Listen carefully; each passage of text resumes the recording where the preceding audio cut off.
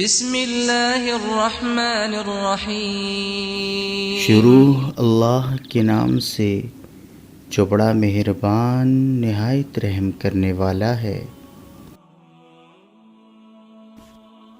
حضرت عبداللہ بن عمر رضی اللہ تعالی عنہ سے روایت ہے کہ رسول اللہ صلی اللہ علیہ وسلم نے ارشاد فرمایا، کیا تمہیں وہ وصیت نہ بتاؤں جو نوح علیہ السلام نے اپنے بیٹے کو کی تھی؟ صحابہ رضی اللہ تعالی عنہم نے عرض کیا، ضرور بتائیے۔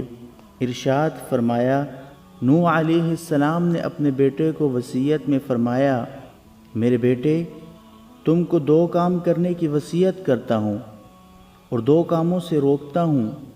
ایک میں تمہیں لا الہ الا اللہ کے کہنے کا حکم کرتا ہوں، کیونکہ اگر یہ کلمے ایک پلڑے میں رکھ دیے جائیں اور تمام آسمان و زمین کو ایک پلڑے میں رکھ دیا جائے تو یہ کلمے والا پلڑا جھک جائے گا، اور اگر تمام آسمان و زمین کا ایک گھیرا ہو جائے تو بھی یہ کلمہ اس گھیرے کو توڑ کر اللہ تعالیٰ تک پہنچ کر رہے گا۔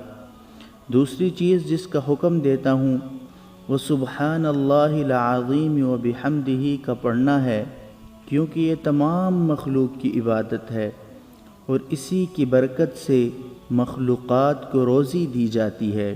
اور میں تم کو 2 باتوں سے روکتا ہوں، شرک سے اور تکبر سے، کیونکہ یہ دونوں برائیاں بندے کو اللہ تعالیٰ سے دور کر دیتی ہیں۔